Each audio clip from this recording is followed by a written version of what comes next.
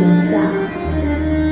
আমরা অবলীলায় বাড়িতে গান করছি, কৃষ্ণ করলে লীলা আর আমরা করলে লীলা। কতখানি লজ্জা, কোন প্রতিবাদ আছে? কৃষ্ণ যদি পরের বাড়ির বউকে নিয়ে রাসলীলা করেন, তাহলে আমি কেন পাশের বাড়ির বউদের সঙ্গে একটু ভালোবাসা করতে পারি না? আমার নিজের কানে শোনা কথা। সনাতন ধর্মাবলম্বী মানুষ হয়ে আমার কাছে এটা লজ্জা। বিদেশিরা আমাদের বাংলার মাটিকে প্রণাম করার জন্য আসে। যে বাংলার মাটিতে জন্ম নিয়েছেন চৈতন্য মহাপ্রভু, রামকৃষ্ণ পরমহংসদেব, স্বামী বিবেকানন্দ, ঈশ্বরচন্দ্র বিদ্যাসাগর, ইস্কনের অন্যতম আচার্য জয়প্রতাকা স্বামী মহারাজ, তিনি আমাকে অত্যন্ত ভালোবাসেন, স্নেহ করেন। আমি তার স্নেহ করি। তিনি যখন বিদেশের মাটি থেকে আমাদের এই বাংলার মাটিতে পা রাখছে, পায়ের জুতোটাকে হাতে করে নিয়ে খালি পায়ে হেঁটে যাচ্ছে। সবাই বলছেন যে মহারাজ আপনার চরণে তো ব্যথা লাগছে, কত কঠিন মাটি। সেই বিদেশি মানুষটি বলছে, যে বাংলার মাটিতে চৈতন্য মহাপ্রভুর চরণ ধুলা লেগে আছে, সেখানে আমি জুতো করে পা রাখি। দোল পূর্ণিমার দিন যাবেন শ্রীধাম নবদ্বীপে, লক্ষ লক্ষ বিদেশি ভক্ত খালি পায়ে ওই মাটিতে হরে কৃষ্ণ হরি বল বলে বেঁচে বেড়াচ্ছে। কিন্তু আমার লজ্জা, ওই দোল পূর্ণিমার দিন আমি আমার ঘরের ছোট ছেলেটার হাতে একটা মালা তুলে দিয়ে বলি না, বাবা আজকে চৈতন্য মহাপ্রভুর জন্মতিথি, তার গলায় একটা মালা পরিয়ে দে। দোল পূর্ণিমার দিন বিদেশিরা ভিড় করছে নবদ্বীপে, আর আমরা ভিড় করছি মদের দোকানে আর মাংসের দোকানে।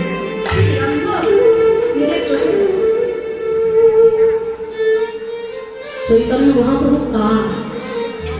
ওই আমেরিকাবাসীদের, ওই লন্ডনবাসীদের? গৌর আমাদের সম্পদ, গৌর আমাদের বাংলার সম্পদ। কিন্তু দুঃখটা এখানে, সূর্য উঠল আমার ঘরে, সেই সূর্যের আলোয় পাড়ার লোকেদের ঘুম ভেঙে গেল, আর আমি এখনো অন্ধকারে।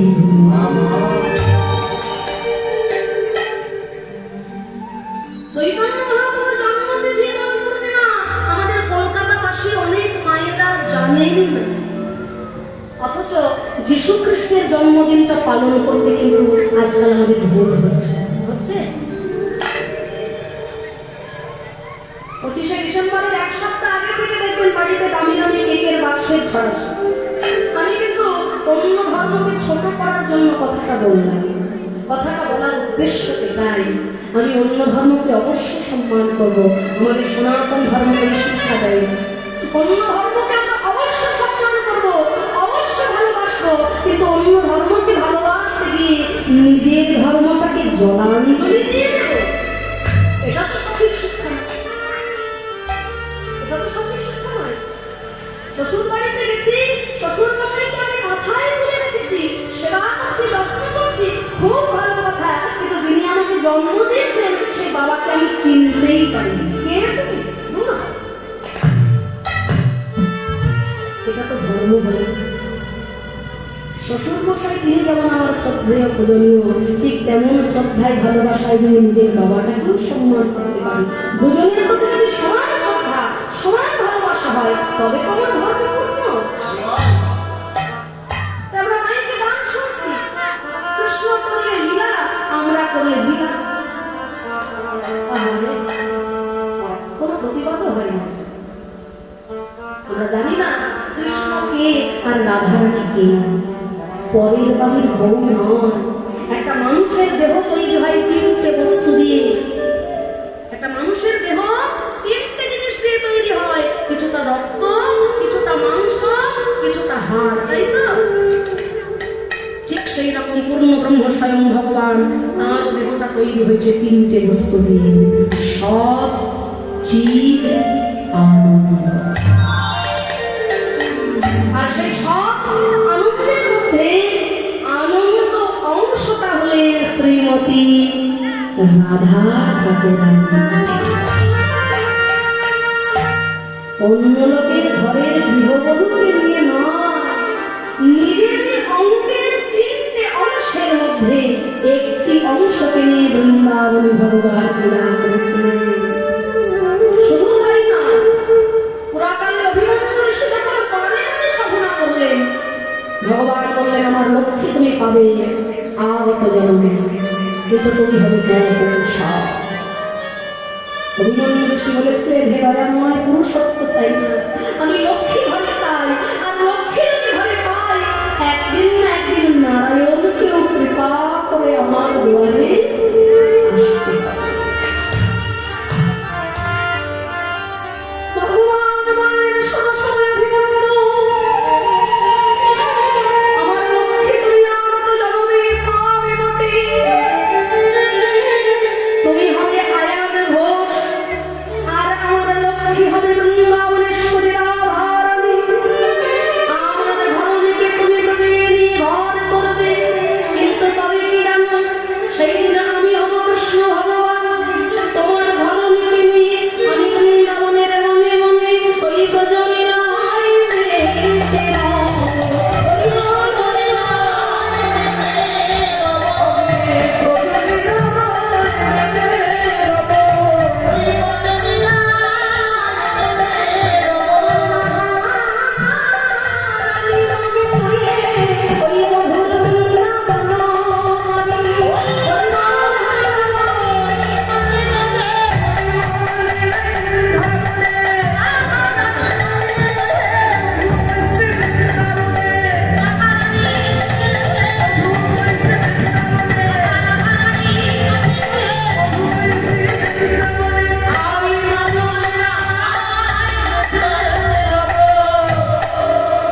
সেই আয়ান ঘোষ আজকে রাধারানীকে ঘরে পেয়েছে। রাধারানী তাই চাইলেন যে হে স্বামী, যাকে তুমি মাতৃভাবে চরণে পুজো করলে তাকে নিয়ে তো আর ঘর করা হবে না। বেশ, শেষবারের মতো বিদায় দিয়ে দিলেন আয়ান ঘোষ, আর বিদায় নিয়ে রাধারানী চললেন প্রহাসের তীরে। চলো চলো রে চলো রাধা বিদায়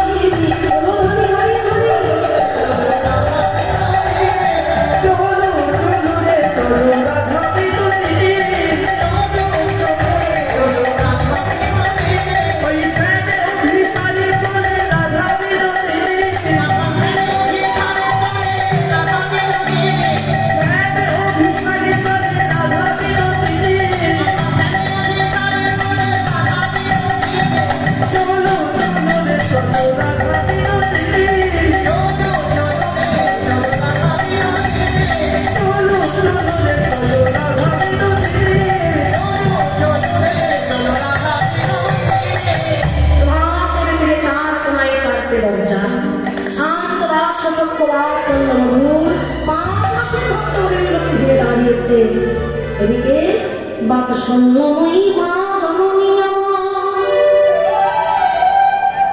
গোপাল গোপাল বলে মায়ের নয়নের ধারার কার বাঁধ মানে মায়ের অনুরাগ দেখে গোবিন্দ আমার মায়ের কোলে এসে বসেছে। যশোদা মা গোপালকে কত আদর করছে, আর তাই দেখে একটু রাগ হচ্ছে। তিনি কে বলুন তো? দেবকী মা। দেবকী বলছে যশোদে, গোপাল আমার ছেলে, তবে তুমি আমার কাছে দিয়ে দাও। এক ছেলেকে নিয়ে দুই মা ঝগড়াঝাটি করছে, আর দুই মায়ের ঝগড়া মেটানোর জন্য এসেছেন জগৎ জননী মা দুর্গা। বলছে নারায়ণ, এক ছেলেকে নিয়ে দুই মা এরকম ভাবে ঝগড়া করছো, আমি উপায় বলে দিচ্ছি। একটা কাজ করো, 100খানা বসন টানাও, দুই প্রান্তে দুইজন মা থাকবে, মাঝখানে থাকবে গোপাল। যে মায়ের স্তনদুগ্ধ ধারা 100 বসন ভেদ করে গোপালের বদনে এসে পড়বে, সেই হবে গোপালের সত্য জননী। সাথে কো বসন টানা হয়ে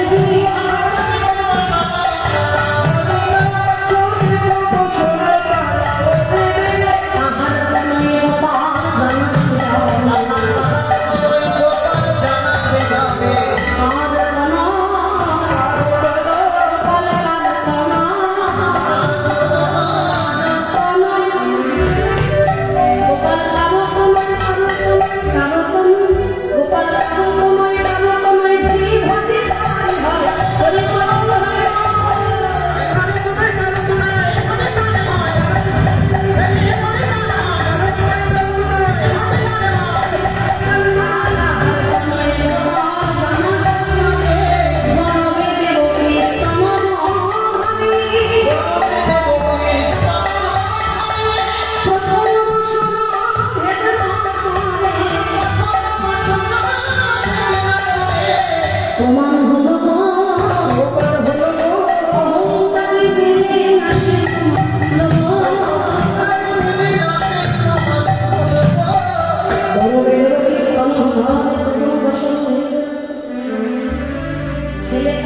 জানবে না? দেবকী চিন্তা করলেন ছেলে তো আমার, কংসের ওই দুর্গন্ধময় কারাগারে কত কষ্ট করে জন্ম দিয়েছি আমি জানবো না ছেলেটা গরমে দেবকী স্তন ধরে। কিন্তু প্রথম বসন হয়ে 100 বসন্ত ধরে দেবকী বাচ্চা হতো, দুটো চোখের জলে বইছে অঝরে ধারা। ভক্ত এক পাশে দাঁড়িয়ে বলছে এখন আর পেলে কি হবে না? মনে পড়ে এই দেবকী মা আগের জন্মে কে ছিলেন? এই দেবকী আগের জন্মে কে ছিলেন? মাতা কৈকেয়ী। রামচন্দ্র যখন 14 বছরের জন্য বনে যাবে, মাতা কৌশল্যা দুধের বাটি সামনে ধরেছিলেন রামের। কৈকেয়ী মা তখন ওই দুধের বাটিটাকে মুখ থেকে ফেলে দিয়েছে। 14 বছর বনবাস যাপন করে রামচন্দ্র এসে কৈকেয়ী মায়ের চরণে যখন সাষ্টাঙ্গে প্রণাম করবে, কৈকেয়ী মায়ের মনটা তখন বেদনায় পড়ে গেল। যে সৎ মায়ের কুপরামর্শে রাজার ছেলেকে 14 বছর তোকে বনে কাটাতে হলো, তুই সেই মাকে প্রণাম করছিস? করে রাম আগত জন্ম বলে যদি কিছু থেকে থাকে, সেই জন্মে আমি তোকে আমার গর্ভের সন্তান রূপে পেয়েছি।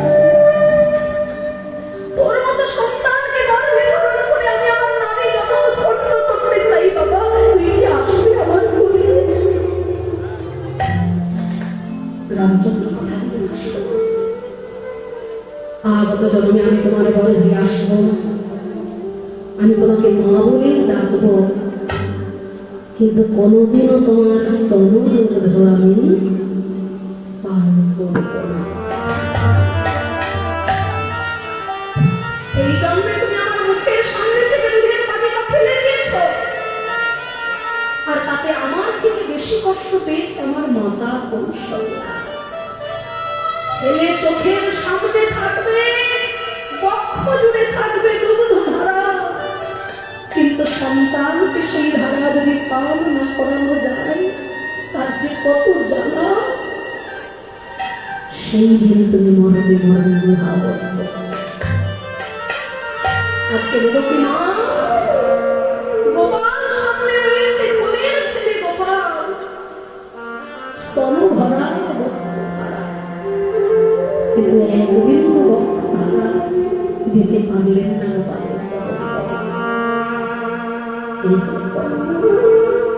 জন্ম হোক যথাযথা কর্ম করো, আর সৎ সঙ্গে সর্বদা সেটাও জানতে হয়। সঙ্গটা সবসময় ভালো রাখতে হবে।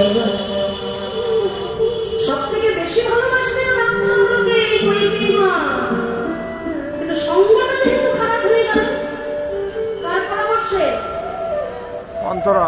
আগেকার দিনে মা ঠাকুমার কোলে শুয়ে শুয়ে এসব গল্প কথা শুনতে শুনতে আমাদের ঘুম চলে আসতো, তাই না? হ্যাঁ, আমার তো ঠাকুমার কাছে শোনা এসব মন্ত্রা। কিন্তু আজকের দিনে ফেসবুক হোয়াটসঅ্যাপের যুগ, ওইসব আষাঢ়ে গল্প আর এখন নাতি নাতিরা পছন্দ করেন। মন্ত্রা কাকু পরামর্শে যখন এই মনটা বিষাক্ত হয়ে সোনার সংসারটা ভেঙে সার্থক হয়ে, সেই জন্য আপনার সংসারের ব্যাপারে যদি কেউ কোনো কুপরামর্শ দিতে আসে সেটি একটা সংসার টিকিয়ে রাখতে ধরে রাখতে সারাটা জীবন আপনাকে স্যাক্রিফাইস করতে হবে, কিন্তু ভেঙে ফেলতে 5টা মিনিটও সময় লাগে। এই হলো সংসার। আজকে দেবকী মা চোখের জলে ভাসছে, ওদিকে যশোমতী মা গোপাল গোপাল বলে তার নয়নের ধারা আজকে আর বাদ মানে না। গোপাল গোপাল বলে মায়ের নয়নের ধারা, নয়ন মঙ্গল হতে বইতে বইতে যখন মায়ের বক্ষ যৌবনে এসেছে, মায়ের অনুরাগের গুণে ভালোবাসার গুণে যশোমতী মায়ের স্তনধারা, গোপালের বদন কমল দেখো আপনি মারে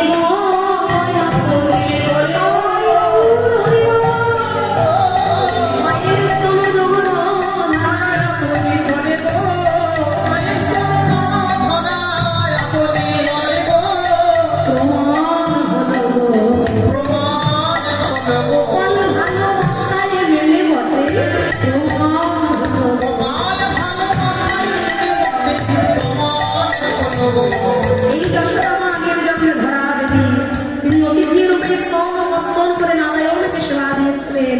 তাই নারায়ণ কথা দিয়েছিলেন, যেদিন আমি আমার জন্ম গ্রহণ করবো কৃষ্ণ অবতারে, তুমি হবে মা। যে স্তন কর্তন করে বন্ধক দিয়ে তুমি আমার সেবা দিলে, সেই স্তন সেবা করে পান করে, সেই স্তনক্ষীর পান করে তোমার গোপাল হয়ে আমি তোমার করলাম।